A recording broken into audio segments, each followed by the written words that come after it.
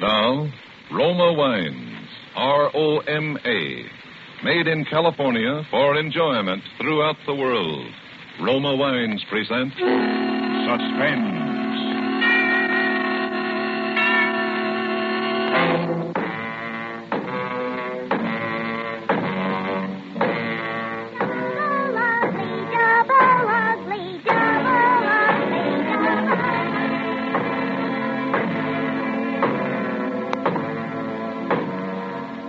Ever hear of a man named Eberman? Matthew Eberman, his name was. He had his name in the papers quite a lot, Matthew did. There's kind of a funny story concerning Matthew, too.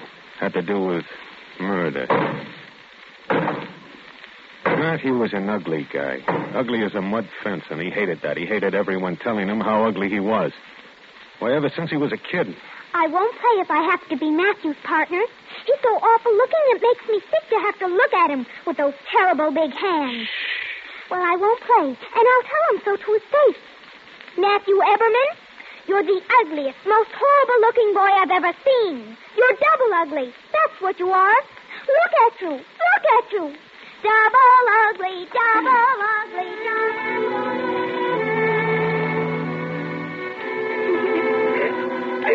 Sometimes Matthew would cry. He'd go home and beat his big fist into his pillow and nearly choke, getting the sobs out of him. Don't cry, Matthew. What do you care what they say? Friends don't matter unless they love you for yourself. Don't cry, dear. Mother loves you. Mother thinks you're a wonderful boy. There, now don't you cry. And then Matthew wouldn't cry. It was a funny thing, too. He came from a good family, enough money, education. And if he hadn't been so ugly... If he hadn't been, his voice would have been kind of pleasant to listen to. One time, I remember, he got along okay with just his voice. It was at a masquerade. After he got the costume and the mask all on, his mother said... Why, I hardly know my own boy. All dressed up like that. Why he ever went, I don't know. Wanted to be with people, I guess. Anyway, he did go to the party, and he danced with all the girls in the place. And one girl was so beautiful. Some lovely duchess, maybe from 100 or 200 years ago. Like a soft cloud of ruffles and lace, and the scent of magic clung all about her. Who are you? Someone who's in love with you. A masquerade is so romantic. It's perfectly all right to fall in love with a stranger. Someone you haven't the slightest idea who it is. Well, do you mind if I fall in love with you? It's a masquerade. I've never said it before. I love you. Who are you? I love you. Who are you? I'll tell you who I am if you'll tell me who you are. Ladies and gentlemen, unmasked! Oh, come on, take off your mask. Well, it doesn't matter now. Here, I'll take mine off first. No. Well, remove yours. No. Oh, you silly, you must. Take it off. I'll take it off of you myself. No, don't, please don't. I will. Matthew Eberman.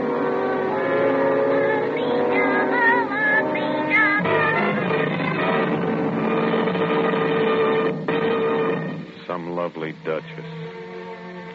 A soft cloud of lace and the scent of magic all about her.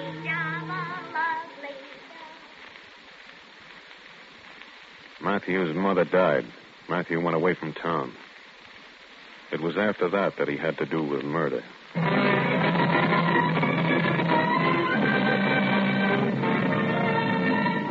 For Suspense. Just told you about him as a boy, so maybe you could understand him later on. You see, he never knew a soul to talk to except some of the men who worked in the same plant where he did. He got a job there in this plant throwing sacks into a truck. At lunchtime, Matthew would listen to the other men talking, his big hands opening and closing regularly. You know what I think? I think it's better to be married no matter what. That's right, handsome. Still, lots of men don't get married. That's right. Hey, you ain't married, are you, Eberman? No. Oh? How come, Eberman?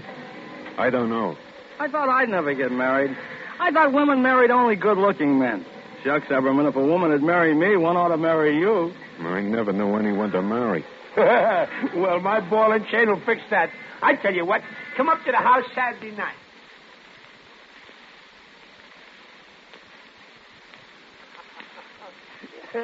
Yeah, Everman's the one I was telling you about that don't know no one to marry, Hazel. Why, Mr. Eberman, ain't you ashamed? There's lots of girls around that's just dying to get married. Ain't you never wanted a home? Now look at our little place. Ain't it cute? A man needs a woman's touch and vice versa. Yeah, that's the truth, Everman. Sure. Now look at Hanson here, Mr. Eberman. He wasn't no use to himself at all alone. And now we got a really good life worked out. Oh, now, Hazel, honey, don't force. Oh, that's all right. Let her talk. I would have anyways, Mr. Eberman. Hanson don't hold no water with me. The fat wife talked, and Matthew listened. And he began to wonder if maybe there wasn't something in what she said. It was lonesome. He could quit the plant if he wanted. He had all that money his mother left him when he died. He only worked because it was so lonesome. And then Hazel said, Now, let's see. Who'd be a good girl for you? Well, what type do you go for?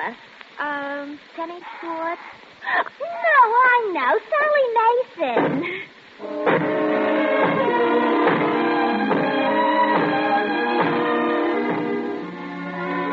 Sally Mason.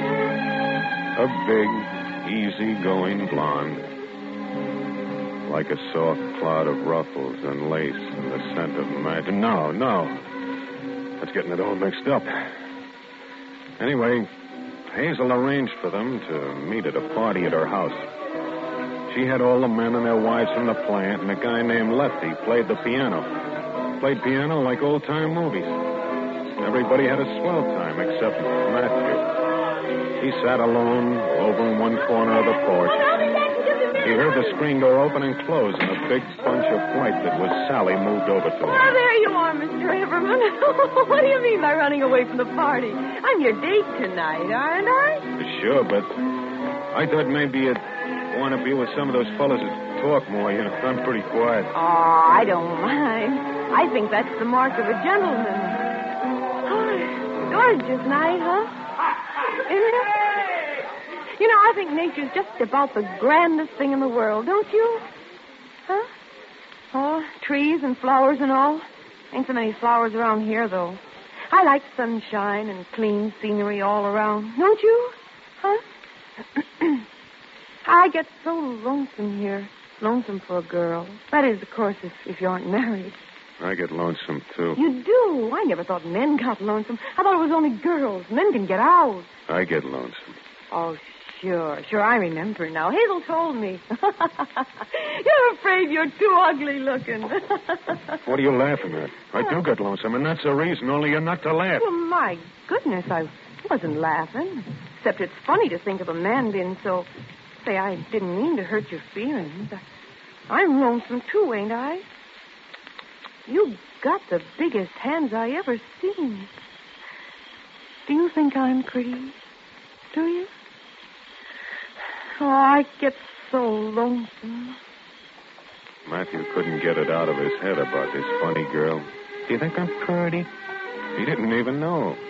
He couldn't even remember what she looked like when he went to work the next day. And when he started to get his lunch, there was something over by the gate that he'd never noticed before. Something pink and fresh. His big hands opened and closed. It was Sally. All in pink organdy, like a pink balloon at a children's party. I guess you're surprised to see me, aren't you, Mr. Everman? Yeah, I guess I am. I thought maybe you might like a little home-fixed lunch. Does it look good, huh? Now, we can eat over here in the shade if you don't mind having a lady as company. I was all alone today, and that's why I come. Looky here. I even got some chocolate creams for after. You like them? Uh-huh. I do myself. Say, ain't this a cute bracelet? Huh? Little tiny bells. Must be hard work to make a thing like that now, don't you think? Oh, say, have one of those sandwiches, Mr. Everman. They're gorgeous. Sally chatted away, all in pink, and self-consciously turned her wrist to make the little bells tinkle. Matthew ate steadily, silently, big, thick sandwiches. Just like a party, ain't it? After a while, it was time to go back to work. Matthew stood up and didn't know what to say. Just looked. Sally's face was kind of shiny from the heat, and the pink had gone limp and bunched. But a breeze picked up the loose strands of her hair. Her foot twisted like a little girl. You know, you never once called me by name. It's Sally. I know. Oh, call me by name. I like being called by name. I will. Well, can't you do it now? Oh, it won't hurt none. I gotta go back to work. Okay. So long. So long. You look pretty in pink. Why, say I'm awful glad you like it. It's one of my favorite colors in all this world.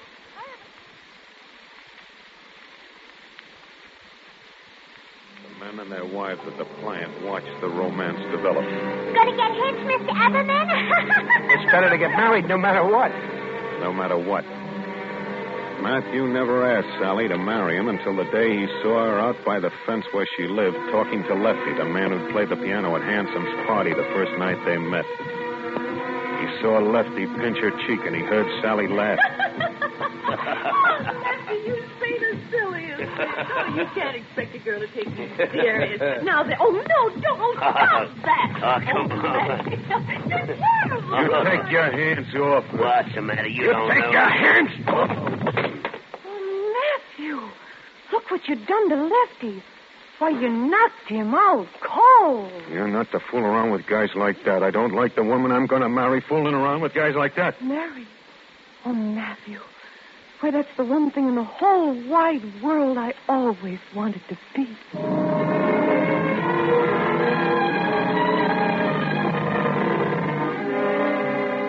Matthew took his bride to Niagara Falls.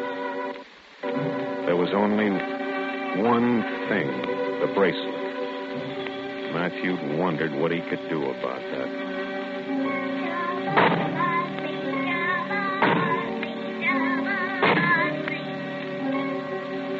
The little house was a white cottage, located pretty much by itself, quite a distance from the plant.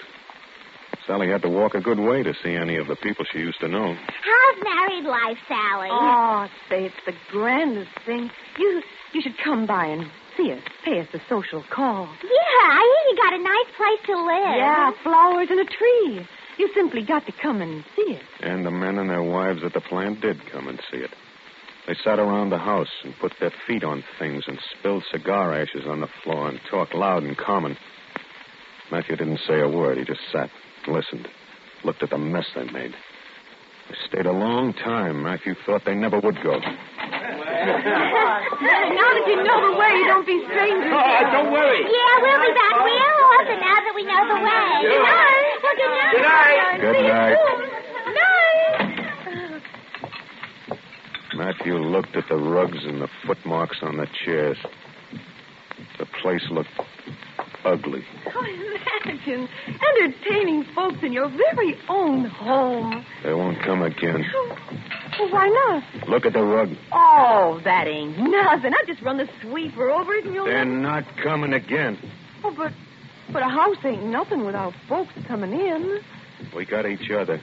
Oh, yes, but... They never had another party. Maybe Matthew saw his own face in the ashes on the floor. The house grew quiet, and Sally got nervous. Oh, it's just that we sit here and don't say a word, Matthew. I get lonesome. Can we have a party? Huh? Well, can't we go to other people's parties then? Oh, can't we do that?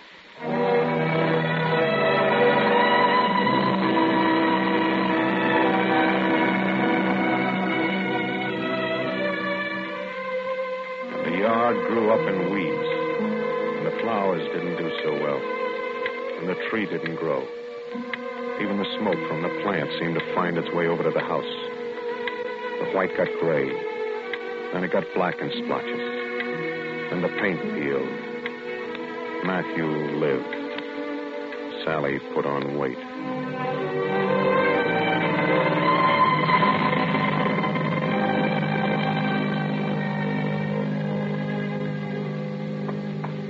See the pretty pink pink ribbon I got to match my hair.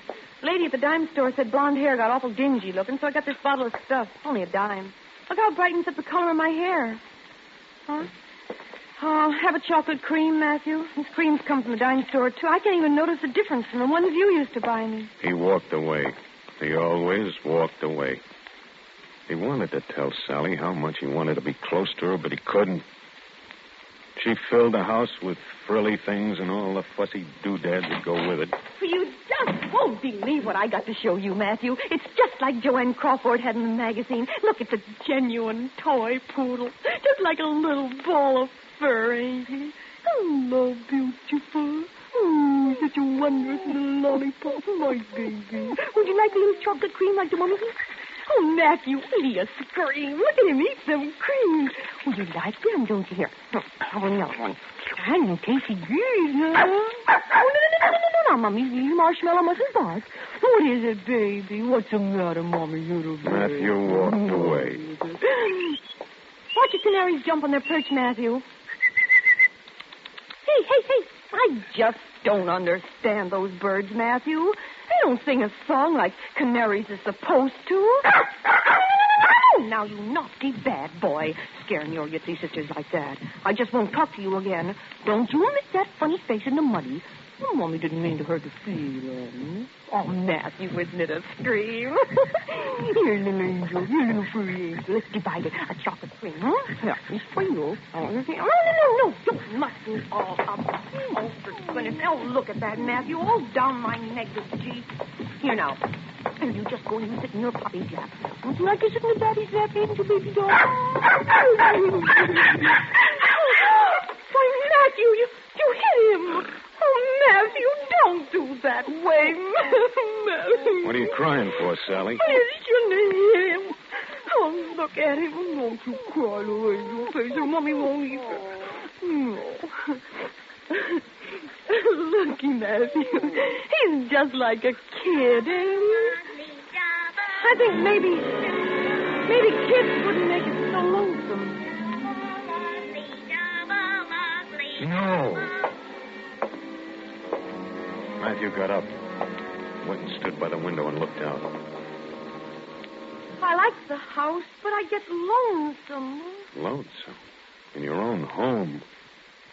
Why go to those awful parties with ashes and footmarks on the chairs and the men with their arms around Sally?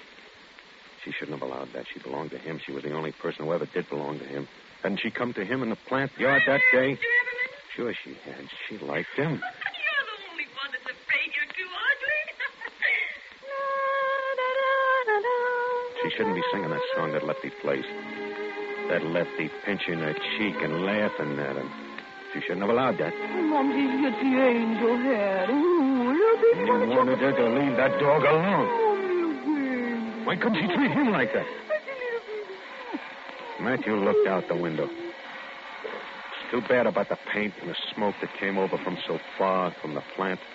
The weeds all around. He was surprised to see the tree look bigger. Maybe he hadn't noticed the tree for a long time. Matthew? Yeah? What are you doing, Matthew? Thinking. Oh. He looked at her. Where was that pink and fresh thing he'd seen before at the plant? The face shining from the heat and the loose strands of hair caught in the breeze. You once called me by name. I like being called by name. A big, fat, blonde lump. Oh, these creams come from the dime store, and you can't even tell the difference. Where was that pink and fresh thing by the gate? Sally was standing by the canary cage and wiggling her wrist again. She hadn't done that for a long time, since Niagara Falls. Look, Matthew, I found that bracelet with the bells on it. I thought it might make the canaries sing. Come on, birdie dude. Do you think they're sick, Matthew? I've never seen them so quiet before. Listen to the bells, birdie babies. Tinkle, ears, tinkle, tinkle. Matthew's hands were opening and closing at his sides, like they were grasping for something to hold and never finding it. I just don't understand those birds at all. You've gotten fat, Sally. Oh, it don't matter. I don't care. Nobody cares if a married woman gets fat. That's what Hazel says. I like Hazel. She's good company. I don't get down her way much now, though. My ankles swell up from these French heels. Cute shoes, though, ain't they, Matthew? Makes the foot look small. The ankles swell up, but it does make the foot look small. swell up, too. I don't know what's wrong with them, I do. I wish I could get these birds to sing. Oh, I'm bored. Aren't you happy with me, Sally? Yeah, but we never do anything. Oh, I get crazy here all the time. I just get so I can't stay still another minute or I'll scream. If we had some kids, then maybe we'd mean more to each other, have something to talk to each other about. And kids is awful good company, and then conversation about kids is good company, and good talk between a man and his wife. Not you want to run. You want to kick the walls, tear the house down, anything. Mommy's little baby now, almost in Where was that terrace that I'd seen once upon a time? Some lovely duchess, maybe from 100 or 200 years ago. Now, there's no reason you can't tell me who you are. Your mask. I'll do it for you. Look at you. Maybe if he grabbed Sally, held her so close, that would make a difference. Ugliest, funniest boy I've ever seen. Have you ever? Why did it have to turn out this way? They said that a man ought to be married no matter what. I think nature's the grandest thing in the world, don't you? No matter what. I get so lonesome. We had chance we mean more to each other. Can't we go out? Can't we go out? Can't we go out? You could only stop all that noise. If you could only just get a minute to think without all that noise. Then you could get it. That's what? Sally was so fat. Matthew stuffed his mouth full of dime store chocolates, one after the other, one after the other, one after the other. The whole room began to turn.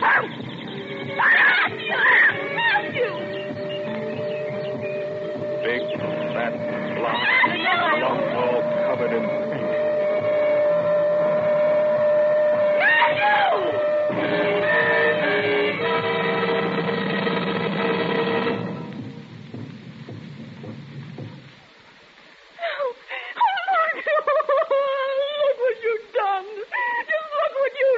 Matthew looked around the room. No trees, no flowers.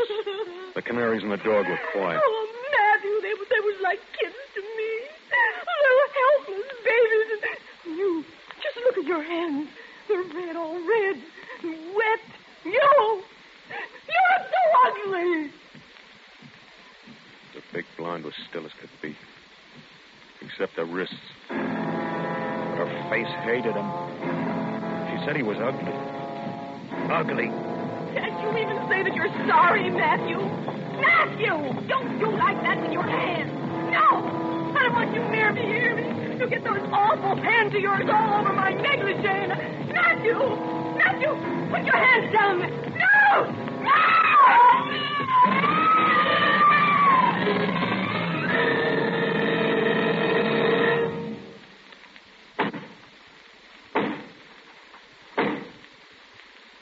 Those carpenter boys sure know what to do with their hammers, don't they? Listen. I guess they're getting ready for in the morning, cutting down a tree to build a thing like that. Well, that's the story of Matthew Eberman, I guess.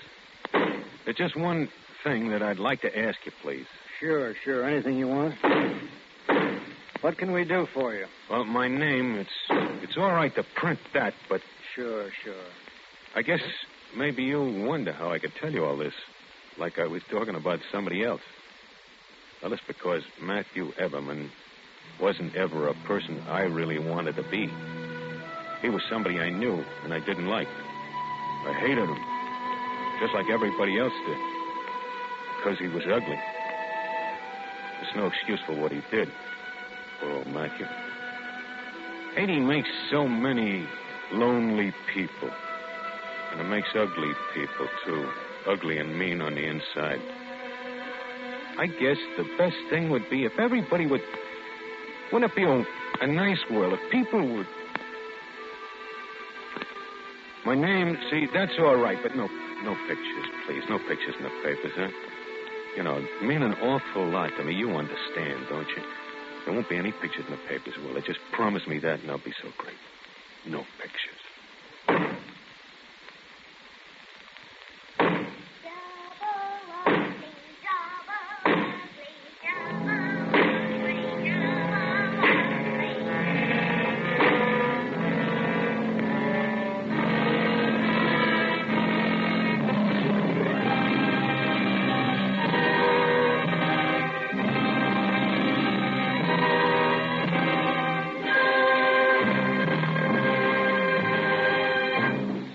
Suspense.